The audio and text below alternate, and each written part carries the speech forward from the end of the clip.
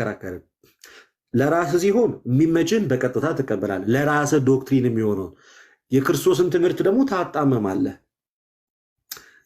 መጽሐፍ ቅዱስን እንደፈለግክ እንድታብራራ ሲጀመር ማንም እድሉን አልሰጠም። ባይዜ ሲጀመር መጽሐፍ ቅዱስ ባይዜ ፕሮቴስታንት ገና ከስር መሰረቱ አይመለከተውም። ባይዜ ለመሰላችሁ ፕሮቴስታንት ስለ መጽሐፍ ቅዱስ የማይመለከታቸው ትልቁ ነገር መጽሐፍ ቅዱስ ገና ከጀምሩ ለክርስቲያኖች ነው የተሰጠው። መጽሐፍ ቅዱስ ለክርስቲያኖች የተሰጠው ባይዜ ካያችሁት ለቆሮንቶስ ክርስቲያኖች፣ ለኤፌሶን ክርስቲያኖች እየተባለ ለክርስቲያኖች ነው የተጻፈው። ይህ መጽሐፍ ቅዱስ ለቤተ ክርስቲያን ነው የተጻፈው። በ15ኛው መቶ ክፍለ ዘመን መተ ስለዛ መጽሐፍ ቅዱስ ኃላፊነት ወስጄ ይናገራሉ ማለት አትችልም። ኢቨን ስለ መጽሐፍ ቅዱሱ በራሱ መጽሐፍ ቅዱሱ ተጽፎ ለተሰጣት ቤተክርስቲያን ነው ጥያቄ መጠየቅ ያለበት። በራሱ አንድ ግል ልትመሰክር አትችልም። ለዛ ነው ባይዜ በጌታ ትምህርት ዙሪያ ላይ እንደዚህ የተበታተነ ትምህርት ያለው ፕሮቴስታንት ወጥ የሆነ ቤተክርስቲያን ስለሌለው ነው። ለምሳሌ ሉትራን ፕሮቴስታንቶች የጌታ ስጋና ደም እውነተኛ ስጋና ደም ነው ብለው ነው የሚያምኑት። ሌሎቹ ፔንቴኮስታሎች ግን እውነተኛ ስጋና ደም ነው ብሎ አያምኑ። የማያምኑበት ዋነኛ ምክንያት ግን ትልቁ መሰረታዊ ችግሩ ምንድነው? በአንድ ቤተክርስቲያን ውስጥ አይደለም ያሉት። በአንድ ቤተክርስቲያን ውስጥ ስላልሆኑ የተለያየ አይነት እምነት አላቸው። እኔ እቀጣለሁ ስለ እውነት ነው ምለው። ፕሮቴስታንት በጌታ ስጋና ደም ዙሪያ አንድ አይነት ትምህርት አለው ብሎ ወንድ የሆነ ሰው ገብቶ ይከራከረኝ እስኪ። በጌታ ስጋና ደም ዙሪያ ፕሮቴስታንት እንዳለ የተባለ ፕሮቴስታንት ተብሎ የሚጠራው እያንዳንዱ አንድ አይነት አቋም አለው የሚል ሰው ገብቶ ይከራከረኝ እስኪ፣ ገብቶ ይከራከረኝ። ሁላችንም በጌታ ስጋና ደም ዙሪያ አንድ አይነት እምነት፣ አንድ አይነት ትምህርት፣ ተመሳሳይ እምነት አለን የሚል ወንድ የሆነ ጴንጤ ይግባ እስኪ። አንድ ነን የሚል ማለት ነው። ሁላችንም ፕሮቴስታንት የተባለ ሁሉም ዲኖሚኔሽን በጌታ ስጋና ደም ዙሪያ ላይ አንድ አይነት ትምህርት አለን የሚል ፕሮቴስታንት ካለ ይግባ። እኔ እቀጣለሁ ዛሬ አንድ አይነት ከሆናችሁ ማለት ነው። የለም ምንም ማድረግ አንችልም። የላችሁ አንድ አይነት ትምህርት የላችሁ። ልደት አንዴ በመሀል ልናገር እያዳመጥኩ ስለሆነ አንድ አብነት አቢሜሌክ ነው። አንድ ይቅርታ ወንድሜ፣ ቅድም በነገራችን ሁለት ሰዎች ገብተው ነበረ። ዚያው ዜዶን ታውቀዋለህ? ዜዶ በፍጹም የክርስቶስ ኢየሱስ ስጋ እና ደም የዘላለም ሕይወት አይሰጥም አለን በድፍረት። በጣም አወራ። ከዛ ሶሎሞን የሚባል ልጅ ታውቀዋለህ? ሰለሞን የሚባል ፕሮቴስታንት ነውና እሱ ገባና ለምን ሐቁን አንቀበልም አለው። የምን ሐቅ ሲለው ኦርቶዶክሶች ያቀረቡትን ሐቅ እውነት ነው፣ ኦርቶዶክሶች ስላቀረቡት አንቀበልም ብሎ ሌላ አይነት ነገር ውስጥ ከምንሄድ እንዴት ነው? የትኛዋ ቤተክርስቲያን ነች? የትኛዋ ቸርች ነች? በነገራችን ላይ ሪከርዱ አለኝ፣ ከኔ ጨምሬ እንዳላወራው የምነግርህ ሪከርዳቸው አለኝ። ካስፈለገ በፍጹም የጌታችን የኢየሱስ ክርስቶስ ስጋና ደም በእውነት የዘላለም ሕይወት ይሰጠናል ብለን ነው የምንወስደው ብሎት ዜድ እንደውም አንተ ፕሮቴስታንት አይደለህም እስከ መባባል ድረስ ደረሰ። እንግዲህ ሁለቱን እንደምንም ገላግለን ስንጨርስ ቅድም አንዲት ትገባች። አንተ አሁን ከላይ የነበረችው አንተ እያለህ ማለት ነው የነበረችው ልጅ ወንድማችን ከመግባቱ በፊት እሷ ገባች። እሷም ደግሞ እንደዛው ገብታ አረ እኔ ክርስቶስ ኢየሱስ ስጋውን ደሙን የምቀበለው እዛው ቸርች ውስጥ የሚሰጡኝ ይሄ የክርስቶስ ስጋ ነው፣ ይሄ የኢየሱስ ደም ነው ብዬ ነው የምበላው የምጠጣው አለች ልጅቷ ማለት ነው። ከዛ ፕሮቴስታንቱ አሁን የወረደው የማይሰማህ ሰው እየገባ እሱ ደግሞ ገብቶ እንዴት አንቺ ፕሮቴስታንት አይደለሽም? የትኛው ቸርች ነው? ኧረ አባቴ እኔ ፕሮቴስታንት ነኝ፣ የወንጌል አማኝ ነኝ ብላ አለችው። እንግዲህ እንዳልከው ነው፣ የተለያየ ሀሳብና ፍላጎት ምንም የሚግባቡም አይደሉም። እና እኔ የቱ ጋር እንዳሉ ራሱ አሁን ሲወያዩ አልነበርኩም። አንዴ ወንድማችን አንዴ እባክህ ቤታችን ነው ሚዩት አድርግልን፣ እድሉ ይሰጥህ ታወራለህ። አሁን ከአንተ ጋር አላወራውም ሚኪ፣ ቅድም ከውይይቱ መጀመሪያ አልነበርኩኝ፣ ግን የተለያየ እምነት እንዳላቸው አውቃለሁ። የተለያየ እምነት ነው ያላቸው በጌታ ስጋና ደም ዙሪያ ላይ። አንዱ እውነተኛ ነው ይላል፣ አንዱ እውነተኛ አይደለም ይላል። አንዱ የዘላለም ሕይወት ይሰጣል ይላል፣ አንዱ የዘላለም ሕይወት አይሰጥም ይላል። እንግዲህ አንድ መጽሐፍ ቅዱስ ነው የያዙት። ለዛ ነው ፕሮቴስታንት የምሬን ነው የምልህ በጌታ ስጋና ደም ዙሪያ አንድ አይነት ነን ካላችሁ እኔ ልደት ልቀጣ ዛሬ በህዝብ ፊት ልዋረድ? የለም አንድ አይነት ትምህርት። አንድ ልትሆኑ ያልቻላችሁበት ዋነኛ ምክንያታችሁ ደግሞ አንድ የምታደርግ የክርስቶስ አካል የሆነች ቤተክርስቲያን ውስጥ አይደላችሁ። በእኛ ቤተክርስቲያን ውስጥ በአምስቱ አሃት ቤተክርስቲያን ውስጥ ሄደህ ብታይ በጌታ ስጋና ደም ዙሪያ ላይ ወጥ ትምህርት ነው ያለው። ኢቨን ቶ በእኛ ቤተክርስቲያን ካቶሊክ እንኳን እውነተኛ ብላ ነው የምትቀበለው። ኢስተርን ኦርቶዶክስ እውነተኛ ስጋና ደም ብላ ነው የምትቀበለው። እሱን ቶ ሉትራን ፕሮቴስታንት ማለት ነው እውነተኛ የጌታ ስጋና ደም ብለው ነው የሚቀበሉት ማለት ነው። እውነተኛ የጌታ ስጋና ደም ብለው ነው የሚቀበሉት። አሁን በቅርብ ማርቲን ሉተር የፕሮቴስታንት ዋነኛ ሪፎርመር ማርቲን ሉተር ነው አይደለም? ስሞል ካቴኪዝም ትንሹ የክርስትና ትምህርቱን ስለ ቁርባን ስለ ጥምቀት ያስተማረውን በእርግጥ የት ታነቡታላችሁ? የራሳችሁን ትምህርት እዛ ላይ ክሊር አድርጎ ነው ያስቀመጠው። ኢቨን የሚቃወሙትን ራሱ ብዙ ሺህ አጋንንት ያለባቸው ናቸው ብሎ ነው የሚናገረው። እውነተኛ አይደለም ብለህ የምትቃወመውን ጭምር ማለት ነው። በጣም የሚያሳፍረው አንድ አይነት ትምህርት ፕሮቴስታንት ኖሮትም አያውቅም። በታሪክ ውስጥ በቃ የራሱን ችሎ ነው የሚሄደው። አንድነት በልዩነት ውስጥ ነው። ሁሌም በፕሮቴስታንቱ ዘንድ ልዩነትን ወደ ጎን ታደርግና ነው የምትኖረው። አንድ ነን የምትለው በልዩነት ውስጥ ያለ አንድነት ነው። አሁን በጌታ ቁርባን ላይ ያነሳ በጥምቀት ዙሪያ ላይ ብንፈትሽ እንደዛው እናገኛለን። ለምሳሌ ህፃናትን አይደለም ጥምቀት ያድናል፣ ህፃናትን ሁሉ የምታጠምቅ ቸርች አለች ፕሮቴስታንት ውስጥ። የህፃናት ጥምቀትን ደግሞ በዛው ልክ የሚቃወሙ ደግሞ አሉ አናባፕቲስቶች። በዛው ልክ ደግሞ የህፃናትን ጥምቀት ደግሞ ይደግፋል። ፕሮቴስታንት መቼም አንድ ሆኖ አያውቅም። በሚገርም ሁኔታ አንድ ሊሆንም አይችልም። ባይዜ አንድ መሆን ከፈለገ ፕሮቴስታንት ወደ ኦሪጂናሉ ነው መመለስ ያለ፣ ወደ ኦሪጂኑ፣ ወደ መጀመሪያ ወደ ጥንታዊ ቦታ ካልተመለሰ በስተቀር መቼም ቢሆን ማለት ክርስቶስ እስኪመጣ ድረስ አንድ መሆን አይችልም። አምሶሪ በጣም እሺ። ልደትዬ አንድ ነገር ልናገር፣ ይቅርታ ካላስቸገርኳችሁ። ሁላችሁ ሚኪ ሰላም ናችሁ? ማፊ ይቅርታ ችግር የለም ልደትዬ። አንድ እኔ ፕሮቴስታንት ሁሉም ኮመን የሚያደርጋቸው ነገሮች ያየሁት እኛም በመቃወም ነው። ስፔሻሊ የቀረነው እኛ ነን። ሁሉም ኮመንሊ አንተ የሆነ ስታንድ እውነት የሆነውን ክርስቶስ እንኳን ይዘህ ብትመጣ ክርስቶስ ዘላለማዊ አምላክ ነው ብለው ለመናገር እንኳን በኦርቶዶክሳውያን ቤት ሲዳዳቸው አይተናል። እና እኛን ለመቃወም በቃ በጣም በሚገርም አይዲያ ራሱ አፍ በሚያስጭን ስህተቱላ እኛን ለመቃወም ሁሉም አንድ ይሆናል። ይሄ ያየሁት ነገር። እስክጨርስ ታገሱኝና ታወራላችሁ። ሰዓት አላወራም። እና ብዙ ጊዜ በሁሉም ቤት ለመግባባትና የሆነች ወይ የሚጠቅም አይዲያ ከሆነ ሼር ለማድረግ ሳይሆን በቃ the same scenario repeat and over again እኛን አጌንስት ማድረግ the same scenario።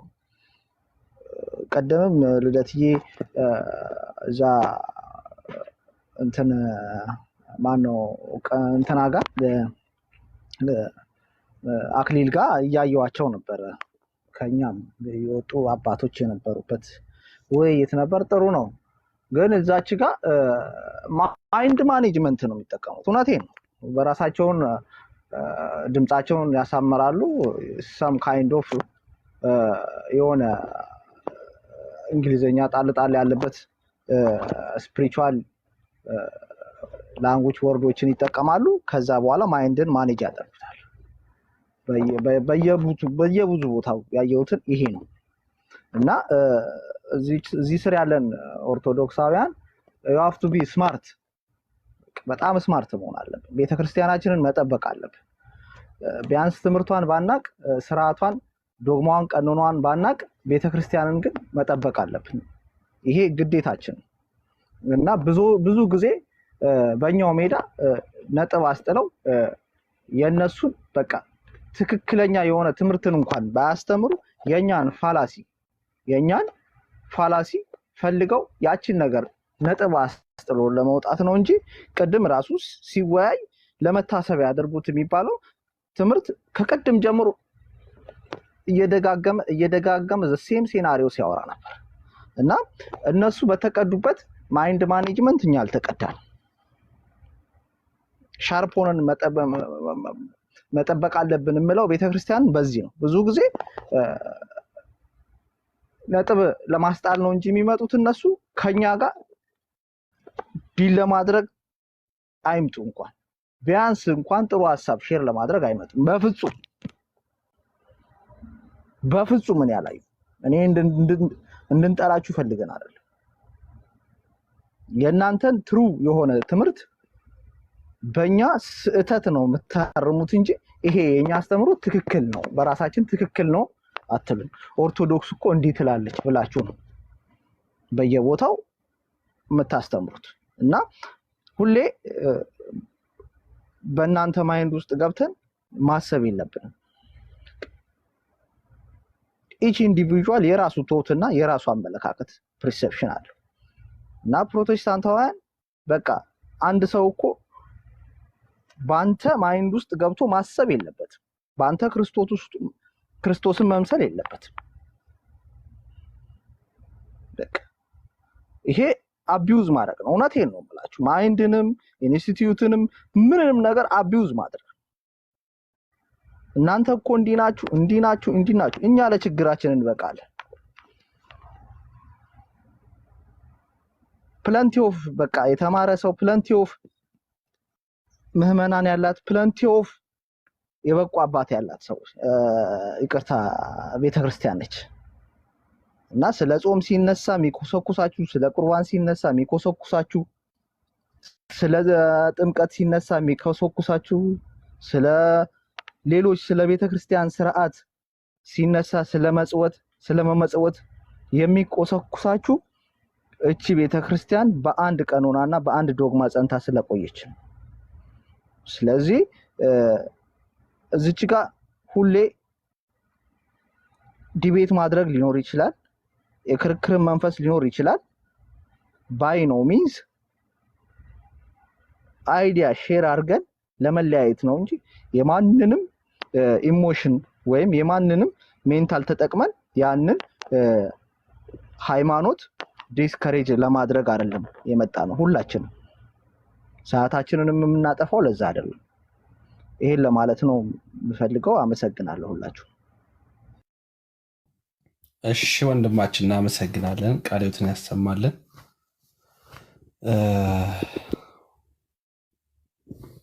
እሺ ልናገር ሲለኝ የነበረ ሰውዬ አለና እኔ ነኝ። እሺ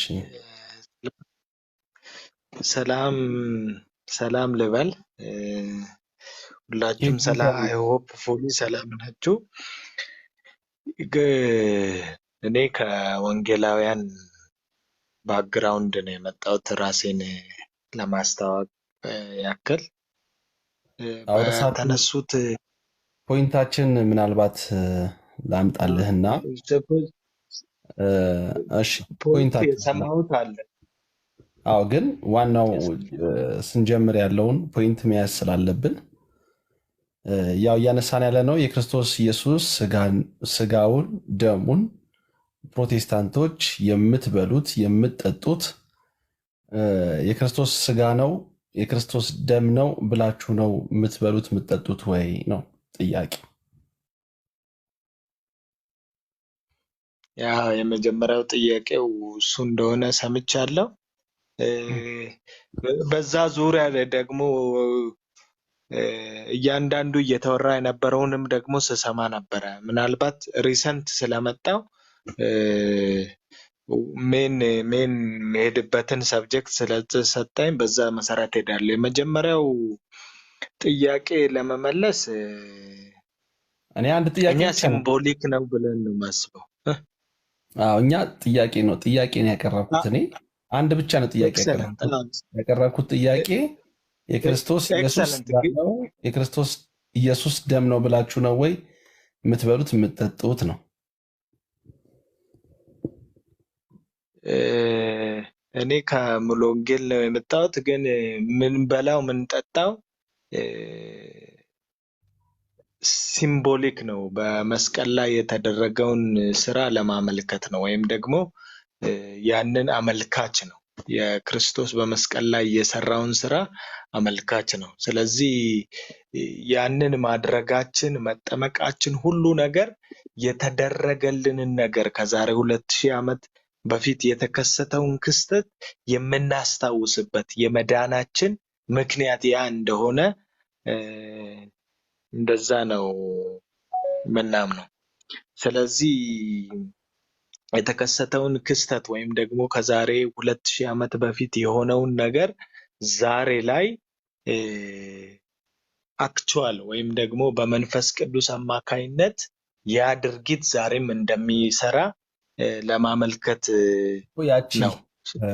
ይቅርታ እና ስለ ድነት ከተወራ እኮ ቆይ ያቺ የምትበሏት ህብስት ምንድነች?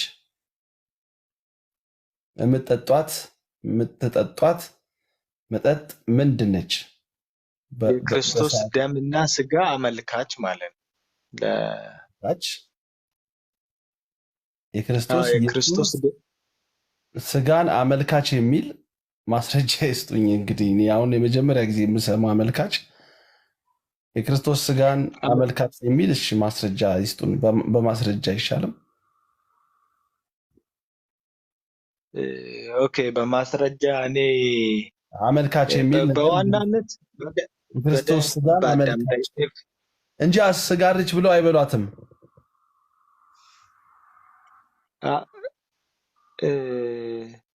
ያ ስጋው ነው የሚያድነው ማለቴ አይደለም። ስጋ ወይም ደግሞ ያ ደም ያድናል ብዬ አላስብም፣ አላምንም። ምክንያቱም በመጽሐፍ ቅዱስ ግልጽ ሆኖ እንደተቀምጠው ለምሳሌ ኤፌሶን 2 ከቁጥር 8-9 ላይ ሰው የሚድነው በጸጋ እንደሆነ በተደረገልን ጸጋ ምንድን ከሆነ ይሄ አክቹዋል ወርኩ ሳይሆን ላይክ ሲምቦሊፋይ ነው። ይሄ ለመዳናችን ፕሮዳክት ወይም ደግሞ የማመናችን ምልክት ነው እኮ። ማስረጃ ቢሰጡን ጥሩ አይደለም? ማስረጃ ቢሰጡን እርሱ አሁን ማስረጃ ካልሰጡኝ ምን ጥቅም? የእርሱን ሀሳብ ብቻ እንድሰማ እያደረገ የእርሱ ሲምቦሊክ ነው ይሉኛል፣ አመልካች ነው ይሉኛል። የኢየሱስ ክርስቶስ ያቺ የምትበሏት ህብስት ሲምቦሊክ ነች ወይም አመልካች ነች የሚል ማስረጃ መጽሐፍ ቅዱሳዊ ማስረጃ ነው የምንፈልገው እና እርሶ መጽሐፍ ቅዱሳዊ ማስረጃ ካልሰጡኝ ላይክ ፈጠራ ውጤት ይሆናል ማለት ነው። ስለዚህ ያው በክርስቶስ ቃል ደግሞ ፈጠራ ውጤት ቦታም የለውም እና በዛ እንዲረዱት ስለምፈልግ ነው። ሰው የሚበሉት ህብስት ሲምቦሊክ ነው አመልካች ነው የሚል አንድ ማስረጃ መጽሐፍ ቅዱስ ላይ ይሰጡኛል ማለት ነው። ብዙ አላስቸግሮትም፣ አንድ ማስረጃ ነው የምፈልገው።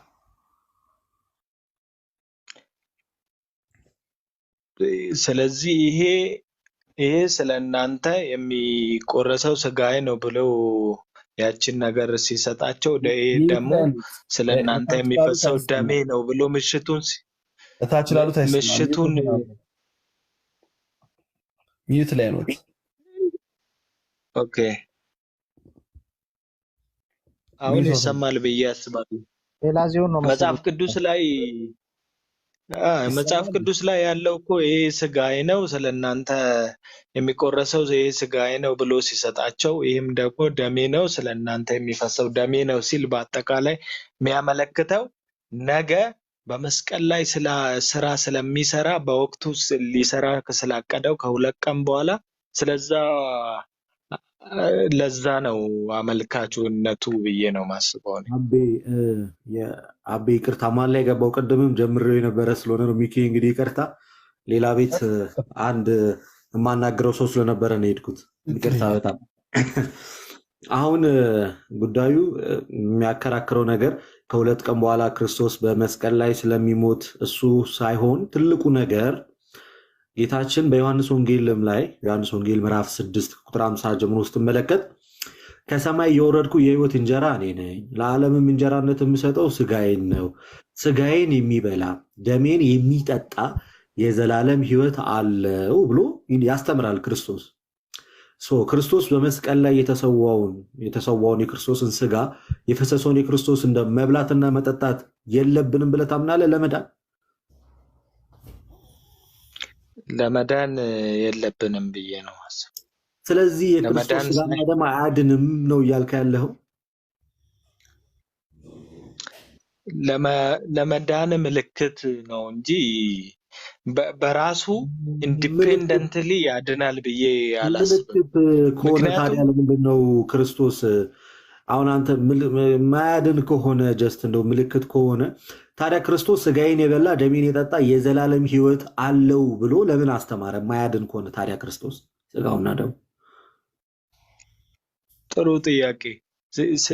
ያ ቦታ ዋና አመልካች መሆኑ በክርስቶስ ኢየሱስ ስለማመንና አምኖ ደግሞ ስለመዳን ነው የሚያወራው ማለት ነው። አይደለም፣ ምክንያቱም አይልም።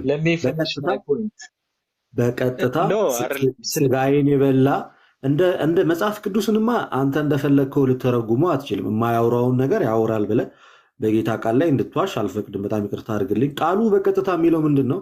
ስጋዬን የበላ ደሜን የጠጣ የዘላለም ሕይወት አለው ነው የሚለው በቀጥታ ዮሐንስ ወንጌል ላይ መብላትና መጠጣትን ነው የሚያወራው። ስለዚህ አንተ ስጋ ስትል ያ ስጋ ወይም ደግሞ የምንበላው ያድናል ብለህ ነው የምታስበው? ከታች ያሉት አይሰሙህም እና አይ ቲንክ ሚዩት ላይ ነው ያለው። ማይኮ ሚዩት ላይ ነው ያለው አይደለ? ከታች ያሉት የሚሰሙት አይመስለኝም። እያወራው እኮ ነው። ይሰማል እያሉ ነው፣ ግን ለእኛ የሚት ምልክት ነው የሚያሳየን። ኦኬ እሺ፣ አሁንስ እኔ አይደለም ያልኩህ ያለ ማን እንደሆነ ልንገርህ። ስጋዬን የበላ ደሜን የጠጣ የዘላለም ሕይወት አለው ብሎ የተናገረው ማን እንደሆነ ላሳየህ ከመጽሐፍ ቅዱስ። እሱን ነው የምትፈልገው? እኔ አይደለም እንደዛ ብዬ የተናገርኩት። በነገራችን ላይ ትክክል እኮ ነው ስለ ግን ልዩነቱ ምን መሰለ? ያቺ ስጋ ትፈውሳለች ታድናለች ብዬ አላምንም ስለ እኮ ያንን ምልክት ሪፕሬዘንቴሽን ነው የክርስቶስ የመስቀሉ ስራ። ሲጀምር ክርስቶስ እኮ በግልጽ ነው የተናገረው። የመስቀሉ ስራ ነው ብዬ ነው ማስበው። አይ ክርስቶስ በግልጽ የተናገረውን ነገር አንተ ብዬ ነው ማስበው። እንደዛ ሊሆን ይችላል እንድትል ማን ፈቀደልህ? ክርስቶስን ትቀበለዋለህ ወይስ አትቀበለውም? በመጀመሪያ ደረጃ ነው በደንብ ነው የምቀበለው። ኤክሰለንት ክርስቶስን ከተቀበልከው የክርስቶስን ትምህርት ትቀበለዋለህ? ኖ በደንብ አጥንቼዋለሁም ደግሞ ላይክ ሂስቶሪካል ፋክትም ስላለው በደንብ አምኜበታለሁ። አንድ ጥያቄ ልጠይቅህ። የክርስቶስ ዋናው ዓላማ አንድ ጥያቄ ልጠይቅህ። ጳውሎስ በአንያ ቆሮንቶስ ምዕራፍ 10 ከቁጥር 14 ጀምሮ እንደዚህ ብሎ ይናገራል። የምንባርከው የበረከት ጽዋ ከክርስቶስ ደም ጋር ህብረት ያለው አይደለምን? የምንቆርሰውስ እንጀራ ከክርስቶስ ስጋ ጋር ህብረት ያለው አይደለምን ይላል። ምን ማለት ነው?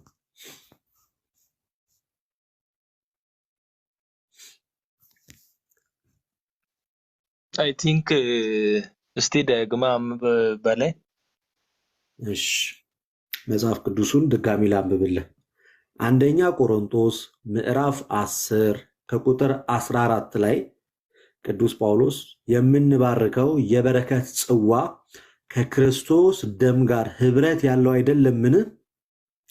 የምንቆርሰውስ እንጀራ ከክርስቶስ ስጋ ጋር ህብረት ያለው አይደለምን ብሎ ይናገራል። ምን ማለት ነው ይሄ?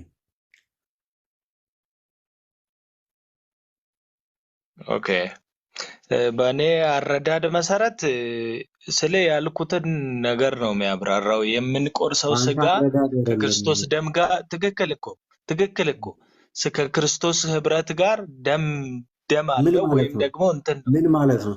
ህብረት አለው ማለት ምን ማለት ነው? ያ ሲምፕሊ ማለት ያ የምናደርገው በዛን ጊዜ ድርጊት ክርስቶስ በመስቀል ላይ የሰራውን ስራ አመልካች ነው ብዬ ነው። አይደለም፣ እንደዛ አይደለም። ሁሉን ነገር የመጽሐፍ ቅዱስ ማዕቀል አይደለም። የማየውን ትርጉም ቢያንስ እንደው መጽሐፍ ቅዱስን እንኳን አንብቦ የማያውቅ ሰው እኔ የጠየቅኩን ጥያቄ እናንተ የምትመልሰውን መልስ ቢሰማ ያፍርብሃል። የጠየቅኩ ጥያቄ የምንባርከው የበረከት ጽዋ ከክርስቶስ ደም ጋር ህብረት ያለው አይደለም ምን ማለት ነው?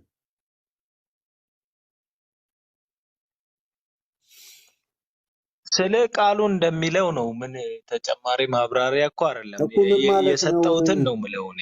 ምን ማለት ህብረት አለው? ህብረት ያለው አይደለም? ምን ማለት ነው? ጽዋው ከክርስቶስ ደም ጋር ህብረት አለው ይላል። ምን ማለት ነው?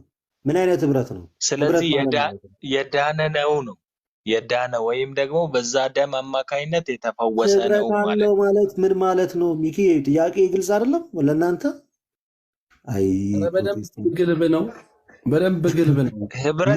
ህብረት ስትል አክቹአሊ ህብረት አለው ማለት ፌሎሺፕ አለው ነው። ምንድን ነው ሌላ ህብረት ወይም ደግሞ ግንኙነት አለው ነው። ቃሉን አያይዘህ እንድትነግረኝ ነው ፈልገው። የምንባርከው የበረከት ጽዋ ከክርስቶስ ደም ጋር ህብረት አለው ሲል ምን አይነት ህብረት ነው ያለው? ፌሎሺፕ አልከው ጭራሽ። ፌሎሺፕ የእንግሊዘኛ ትርጉሙ ለህብረት ነው እሱ።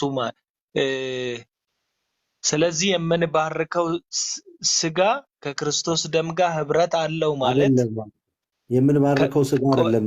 ቃሉ ራሱ ዛሬ ነው የሰማው። የምንባርከው የበረከት ጽዋ ከክርስቶስ ደም ጋር ህብረት ያለው አይደለም። ምንም አለም ማለት ነው። እኔ ቃሉ እንደሚለው ነው እንዳልከው ነው። ምንድን ነው ስለ እኔ ላይ ምንም አይነት እንትን አልፈጠረም። እንዳልከው አይደለም። ምን ማለት ነው እኮ ምን ማለት ነው? እንዳልከው ነው ትለኛለህ እንዴ? ምን ማለት ነው ነው እየጠየቅኩ ያለው? ስጠይቅህ መልሰህ እንዳልከው ነው ትለኛለህ? ምን ማለት ነው? እንደዚህ መልስ እንጂ ተው እንጂ ወንድም ማለት ተው። ኧረ ጎበዝ እድል ቢሰጠኝ ያው ሰዓት ስለሌለኝ ከተቻለ እሱ መመለስ አልቻለም። በቃ ወደ አንተ እንምጣ። ምን ማለት ነው የምንባረከው የበረከት ጽዋ ከክርስቶስ ደም ጋር ህብረት ያለው አይደለም? ምን ማለት ነው? አው ከመጀመሪያው ጀምሮ ስለሰማሁኝ ያው ብርቱም ክርስቲያን አይደለም አዲስ ነኝ፣ ግን በምረዳው ነገር መጽሐፍ ቅዱሱ በሚለው መሰረት አንተ ባልከው የማይካደው አይካድም፣ ትራንስሌት የተደረገበት ደግሞ ሁሉም የራሱ መረዳት ሊኖረው ይችላል። ግን አሁን ቅድም እንዳልከው እብስቱ ምንድን ነው የሚጠጣውስ ነገር ምንድን ነው ላልከው ነገር ቃል በቃል ይናገራል።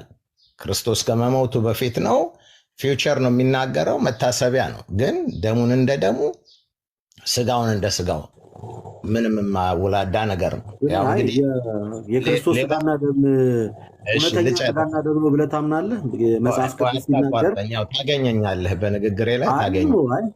አንተ የግልህን ሀሳብ ማብራሪያ ብዙ አስተማሪዎች አሉ፣ እነሱንም ኢንቫይት አድርጋችሁ ብትወያዩ ደግሞ ሞር ጥሩ ነው። እኛ ቢመጡ ለምሳሌ እነ ኤርሚያስን ጠራ ናቸው። ወንጌላዊ ኤርሚያስ በክርስቶስ ስጋና ደም ዙሪያ ላይ እንወያይ ብለን ስንጠራው አይ እኔ በዚህ ርዕስ ላይ አልወያይም ብሎ አልፈልግም ብሎ ነው እንጂ እድሜ ዘመናችንን ስንጠራው ነበር። አሁንም የሚሰማ ከሆነ ስለተሰቀለው መድኃኒዓለም ብለህ ና ብለህ ጥራው፣ እንወያያለን። በኮሆስት ከፈለገ እሱ ቤትም መተን ከፈለገ እዛ ድረስ እንኳን መሄድ ካለብን መተን እኔ በግሌ እወያዩዋለሁ። ብዙ ጊዜ ለምኜው ጠርቻለሁ። ከዚህ በፊትም ስላየው ስትወያይ እንደሱ ቢሆን እኔ አሁን አዲስ ነኝ፣ ግን እኔ ያለውን እውነታ አንድ ነገር አንተ ላይ ልደት ያዘንኩበትን ነገር ደግሞ ልንገርህ።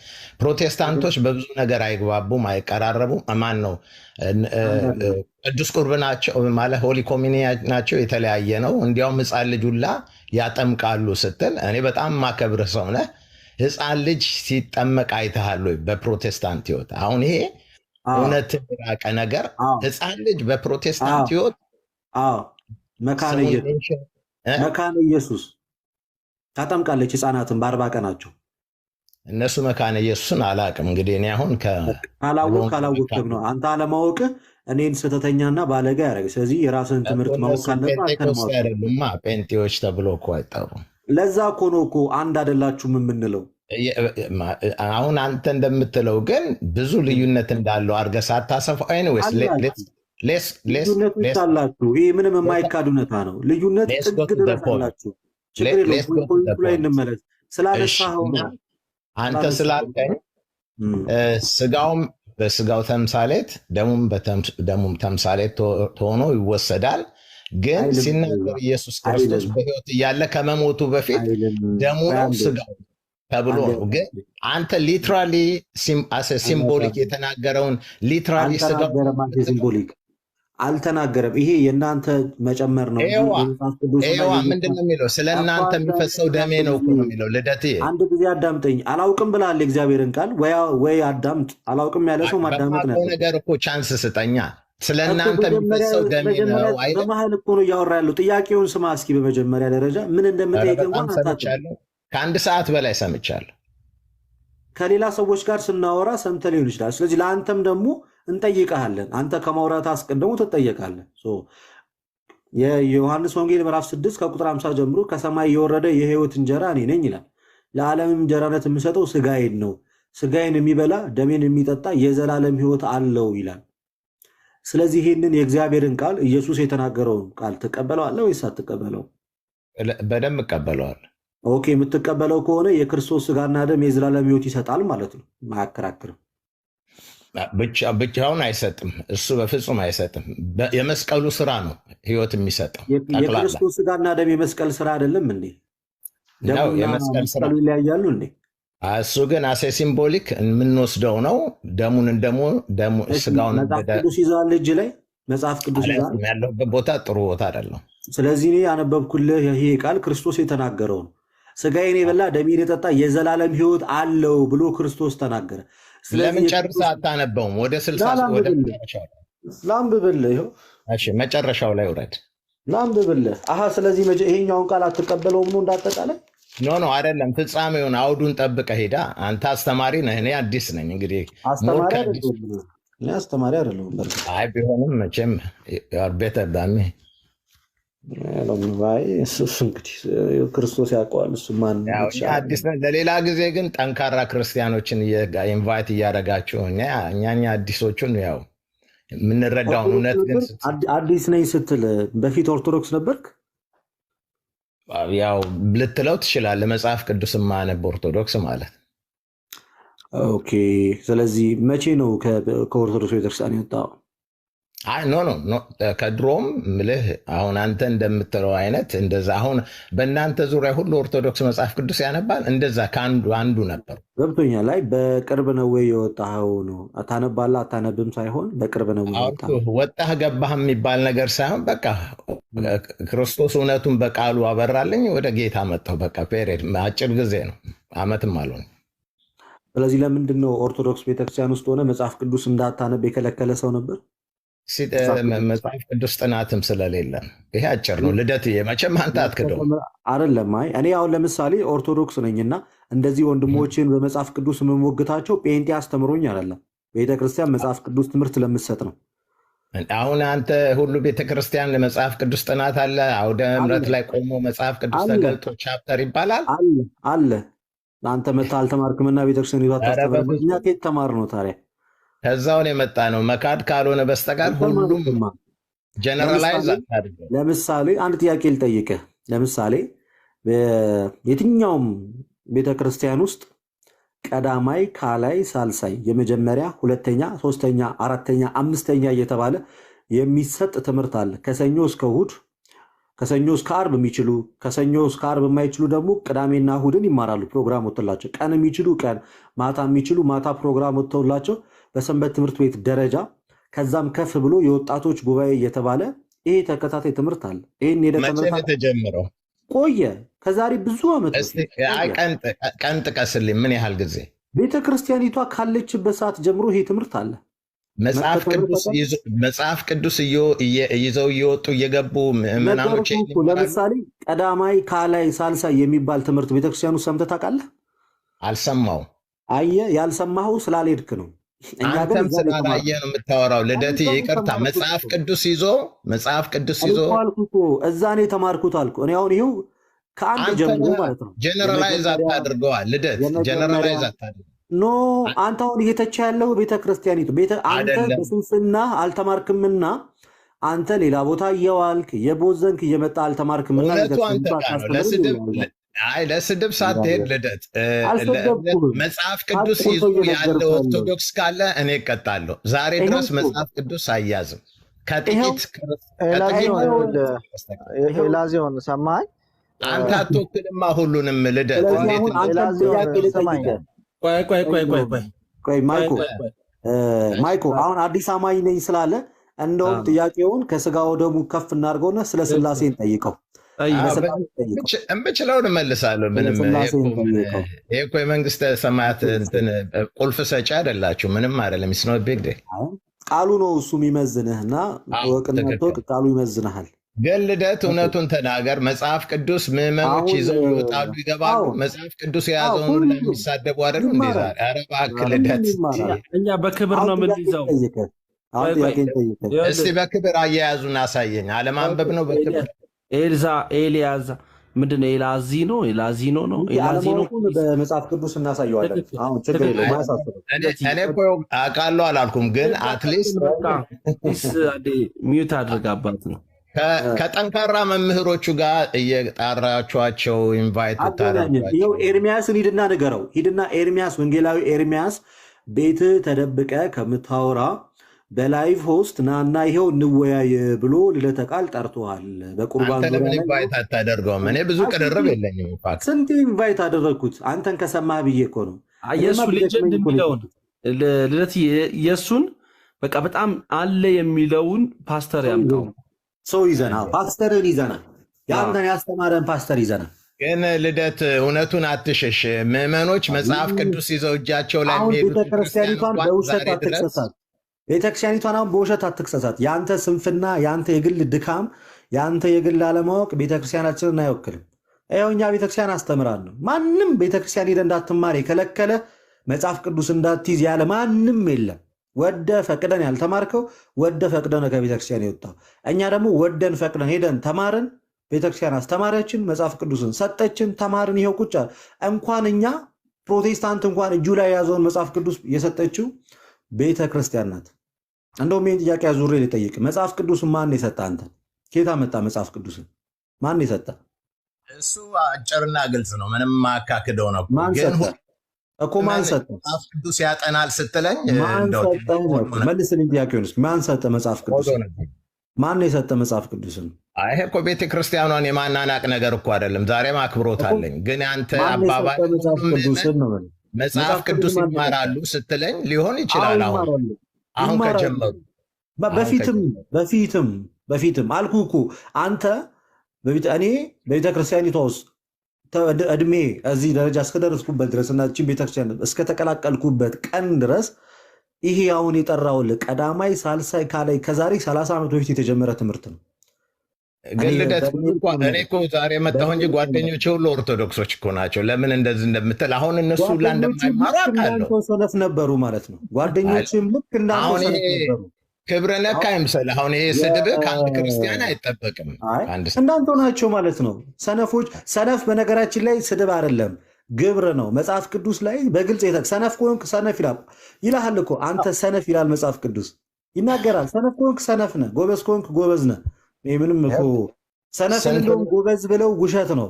ሰነፍ የሆነን ሰው ጎበዝ ብለው እንደውም ውሸት ነው። አሁን ለምን አልተማርክም አይደለም፣ ለምን ወጣ አልወጣም አይደለም። ቤተ ክርስቲያኒቷ ታስተምራለች። ያለመማር የእያንዳንዳችን ችግር ነው። መጽሐፍ ቅዱስ ታስተምር አይቻል አቅም ገድሎችን እንጂ ይቅርታ እውቀትም የለኝም ስላለ መዳን በክርስቶስ ብቻ ነው። እኔ ሌላውን ነገር ያው እንደ ችግሩን ሁሉም የራሱን ፖይንት ነው የሚያነሳው። እዚህ መጥቶ ለመነጋገር እንኳን እንትን የላቸው። አይ ቆይ ማፊ ምንድነው መሰለ፣ አይ እሱ ለዛ ሳይሆን እሱ የሄደበትን መንገድ አንደርስታንድ አድርገነዋል። በደንብ አንደርስታንድ አድርጎታል። ልደትዬም ማፊዬ በደንብ መያዝ ያለበትን ይዟላ። ግሩም መልስ ነው የሰጠኸው። በነገራችን ላይ ኦርቶዶክሳዊ ተዋሕዶ ቤተክርስቲያን የኛ ስንፍና፣ የኛ ደክመት፣ የኛ እንደው ራስ ወዳድነት ለስጋችን መገዛት ሆኖብን እንጂ 24 ሰዓት ነው ቤተክርስቲያናችን። አሁን በዚህ ሰዓት ብትሄድ ታስተምርሃለች። ቅዳሴዋ፣ ማሊቷ፣ ከዛ አልፈ ደግሞ በሰንበት ትምህርት ቤት ቁጭ ብለ መማር ከፈለክ ከአስከፈ ማጥናት መማር ከፈለክ ትማርባታለህ። ግን አንተ ደካማ ነን። እኛ ራሳችን ሰነፍ ሆነን ቤተክርስቲያናችንን ስሟን እናጠፋለን እንጂ በእርግጠኝነት 100% የምንነግራችሁ አንድም ቀን ቤተክርስቲያን ሳታስተምር የቆየችበት ቀን የለም። ፖል የሚባለውን ሰው እያስገባው እና ከዛ ልጨርስ። ፖል የሚል ሰው ሪኩዌስት እየላከልን እና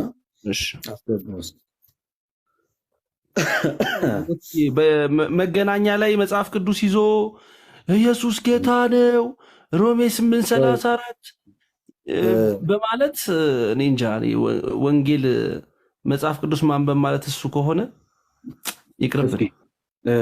እሺ ከታችን ሰው አመጣላለሁ እያልክ ነበረ። ይኸው በዚህ ርዕስ ላይ የሚወያይ ሰው ካለ ነገ ማምጣት ትችላለህ። በምን ጉዳይ? ሰላም ለአንተ ይሁን። ይኸው አሁን እያወራን ያለ ነው ስለ ጌታ ስጋና ደም እያወራን ነው። ኦኬ ማለት ማመጣው ማለት ነው። አሁን ለምሳሌ አምጥቻቸው ላይክ አንተ 2 ደቂቃ ወርተህ ስለዛ ነገር ያው ገስት እዚህም ገብተው ቢሆን ማለት ነው በገስት በኮሆስት እሱም በቤቱ እኔም በቤቴ እንደ ማለት ዲቤት እንደዚህ በስርዓት ኦፊሻል ዲቤት እኮ የምታመጣው ሰው ትልቅ ሰው አይደለ?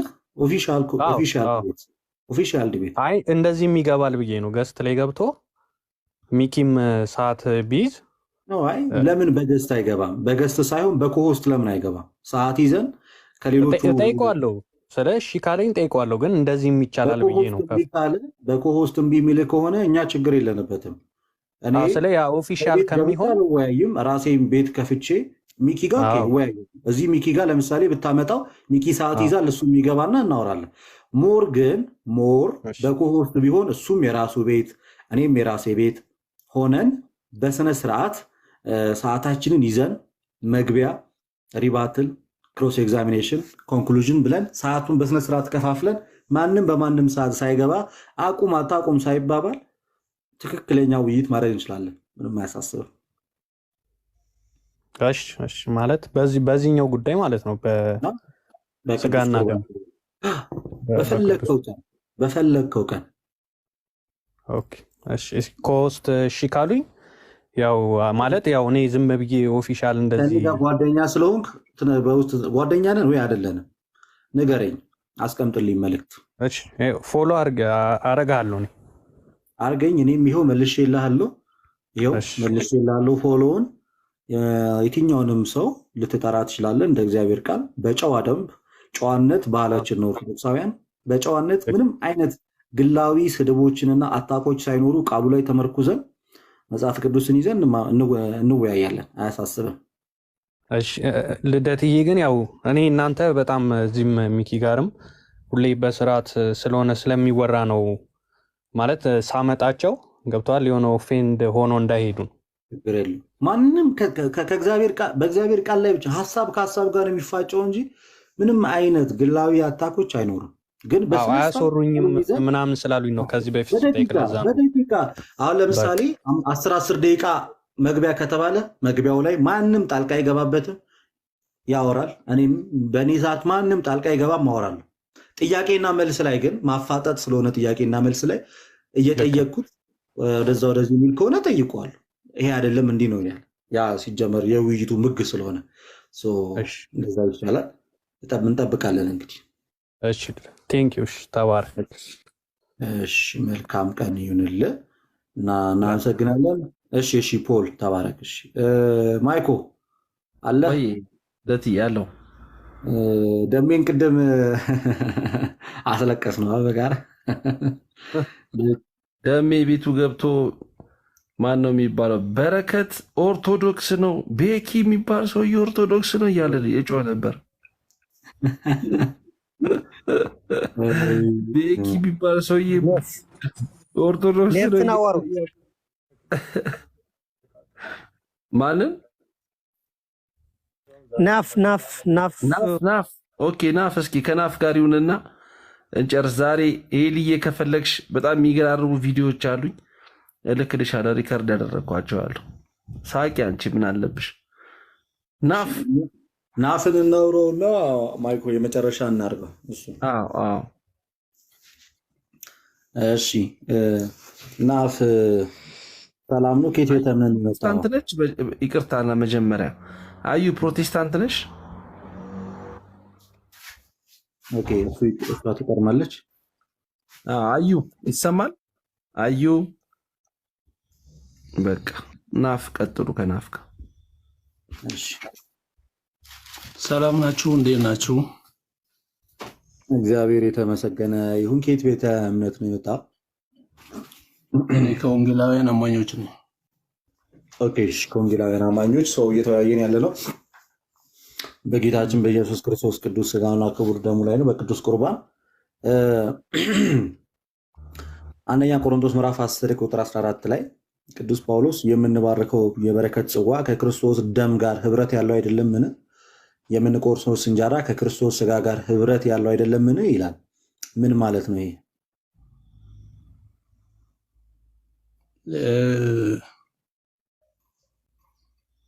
እኔ ብዙ መልስ ለመስጠት ሳይሆን መልት አይደለም እንደገባው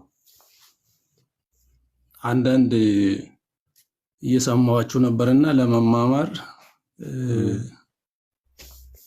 ትንሽ ማለት መጽሐፍ ቅዱስም እግዚአብሔር ለሰው ልጆች የመዳኛ መንገድ እንዲሆን ቃሉን በሐዋርያቱ እና በነቢያቱ እንዲሁም በሌሎችም በኩል ያሰፈረበት ነው። እንትኑ የሚስብ ቢሆን የሚል ሐሳብ አለኝ።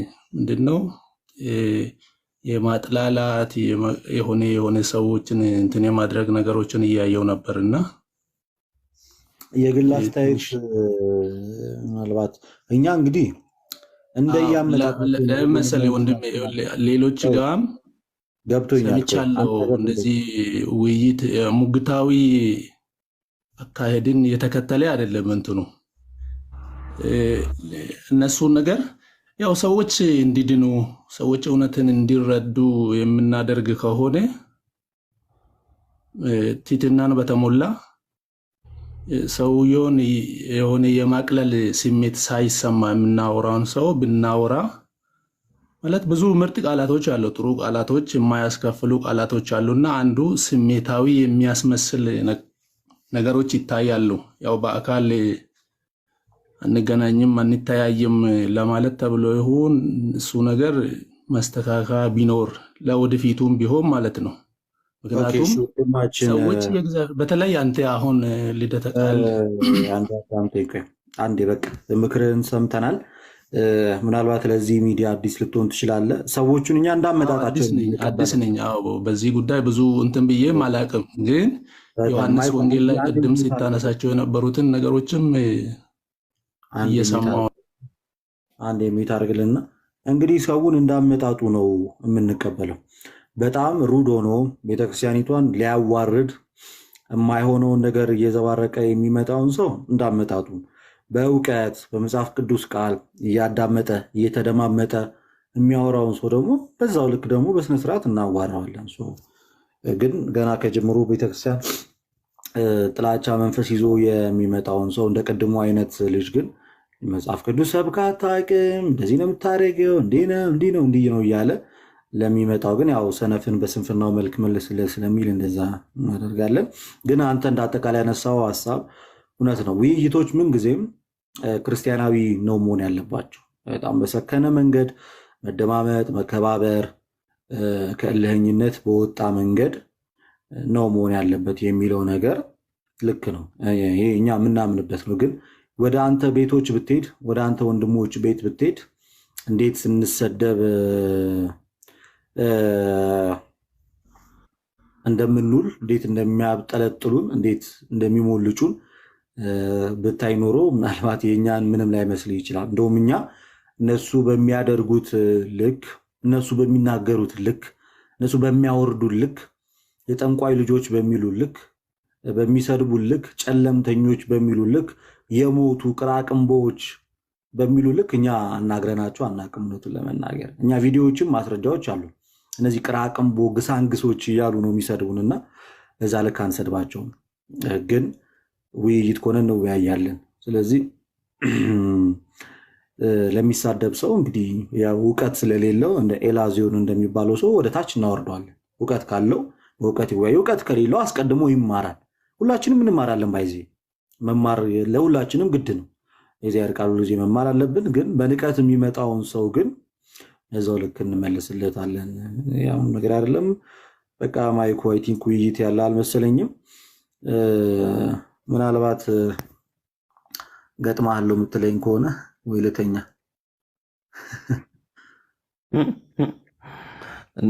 ነገ እንገጠማለን። እኔ እናንተማ ቀን ቀጠሮ ይዘን ነው የምንፋየት።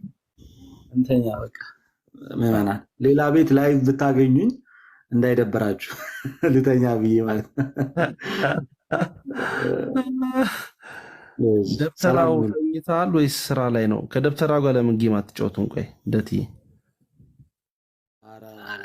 ደብተራው ኧረ አሜሪካ ካለ ህዝብ ጋር ልጫወተው። ደህና ሁኑልኝ። ሰላም ሁኑልኝ። እሺ እንደትዬ ደህና ደር። ሰላሙን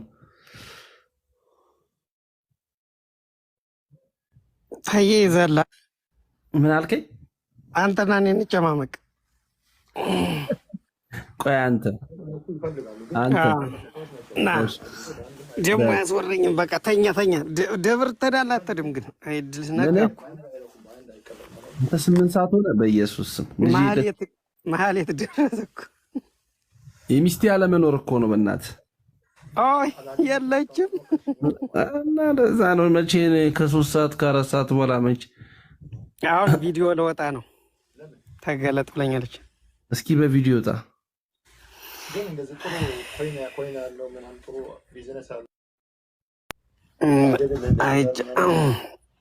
በቪዲዮ ወጣ እያሉ ልውጣ። ውጣ በል በቪዲዮ ወጣ። እኔ ግን ደብተር ያገኘው ቀን በቪዲዮ ወጣ ጊዜ ግን ወይኔ ቤት በዛም በዚህ ብዬ ግን ቪዲዮ ግን አገኘዋለሁ።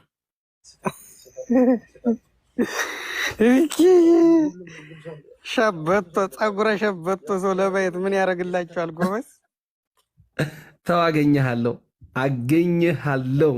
እኔ አገኘሁ። ሚኮ ልጄ ይሆናል። እሱን አይታችሁ በቃ እኔ ነኝ እንግዲህ እግዚአብሔር።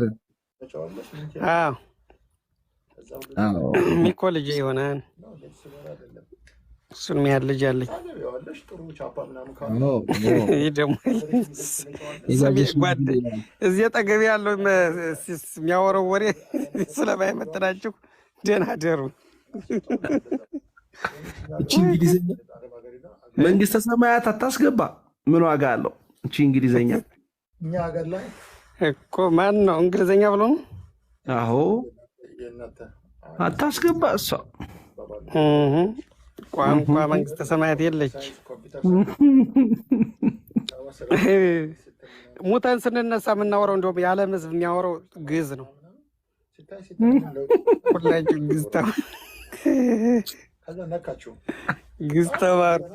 ግዕዝ ተማሩ ሁላችሁ።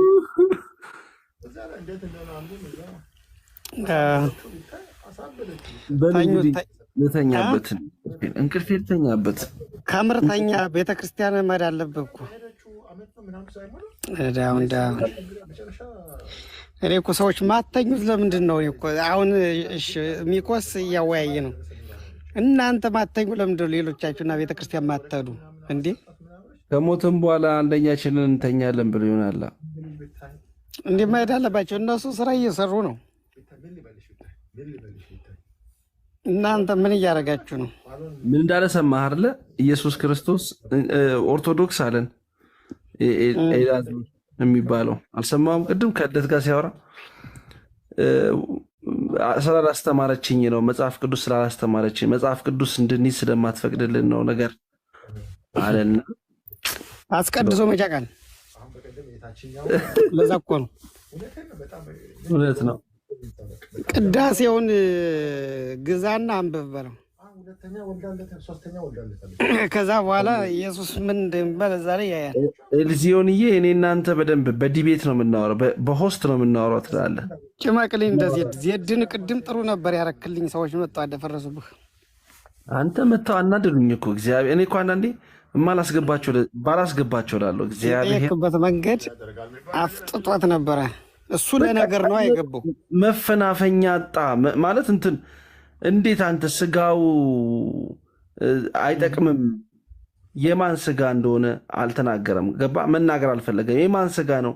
እሺ ስጋ አይጠቅምም ብሏል ወይ? ስጋው አይጠቅምም ያለው የክርስቶስ ስጋ ነው ወይ ስለው በቃ እሱ ላይ መመለስ አልፈለገም። እኔ ደግሞ መልቀቅ አልፈለኩም። በጣም ጥሩ ይዘው ነበረ፣ ግን አልሆነም። አፈረሱብኝ። ያ እና እሱ ለሪካርድ ነበረ የገባው። ለሪከርድ ማድረግ በቃ ብርቃቸው ነው። እንዲህ ምን አይነት ሰበካ ነው? ምን አይነት ውይይት ነው? በስመ አብ እንዴ! እኔ ከአስከፈ ሪከርድ አድርጌዋለሁኝ። አትሊስት ላይ ያለ ሰዎች ሪከርድ ሲያደርጉ መጨረሻ ላይ እኮ አመለጠ። ካልነበርክም ደብተሩ አንተ መጨረሻ ላይ የሆነ ሶሎሞን የሚባል ፕሮቴስታንት ገባና እንትናን ዜድን አንተ ውሸታም፣ አንተ እኛ ፕሮቴስታንቶችን አትወክልም። አላየሁትም። ሪከርድ አድርጌዋለሁ፣ እልክልሃለሁ።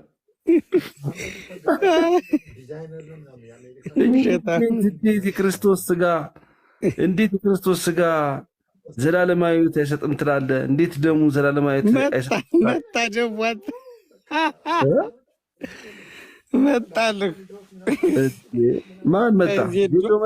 ቀለሜን ሲፈረው በመድኃኒዓለም ቀለሜን እንደምትፈረው እግዚአብሔርን ፍረው እስኪ። ዜዶ መጣክ እንዴ? ቀለሜን ፍራ። ቀለሜን ነው ይፈራ፣ ኢየሱስን አይፈራም።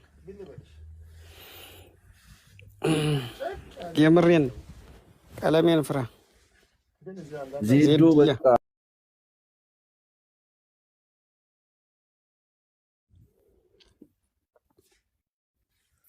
ከዛ መጨረሻ ላይ ዜዶ ምን እንዳለው ታውቃለህ? አንተ ወንጌላዊ አማኝ አይደለም አላለው ልጁን። ዜዶ እንዴት ነህ? አለን ወንድማችን እየሰማው ነበረ። አዘርዋን ደብተራ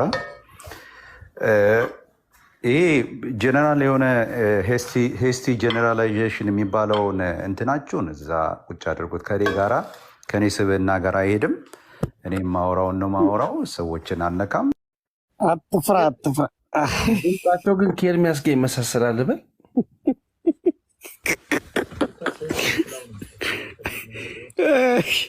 ሚኮና የሰው ስናማ እንዲሁ አይወድልንም። ከች ነው የሚሉብህ በጀርባችን።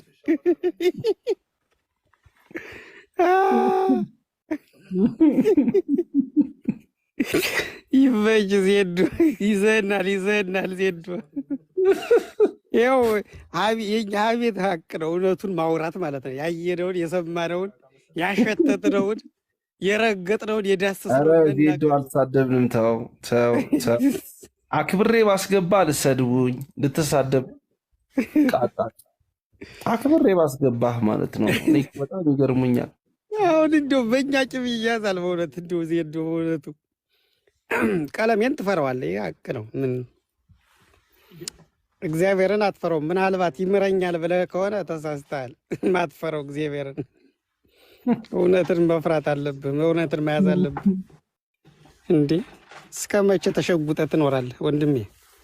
አልዘለቁም፣ ሌሎችም እኮ አልዘለቁም። ከአንተ በላይ እኮ ጨፌ ጎዝጉዞ ነበር ድሮ። አመት ሞላቸው። አሁን እኮ ልብ ለልብ ራሱ አይገናኙም። እዚህ አለፈ አንድ ጊዜ ነው የተጣሉት፣ 5 ወር 6 ወር በፊት ሌሎች የተፈላለሱት እና ይኸው ዝም ብለው ለይምሰል ይገባሉ አንድ ላይ ምናምን። አሁን ደግሞ ያው በቃ እኔ ከዜዶ ጋር ማለት ነው ብቻዬን ቁጭ ብዬ ነው በደንብ ማውራት ከአንተ ጋር የምፈልገው ዜዶ። እኔ እናንተ መጽሐፍ ቅዱሱን ገልጠን ቁጭ ብለን ነው የምናወራው።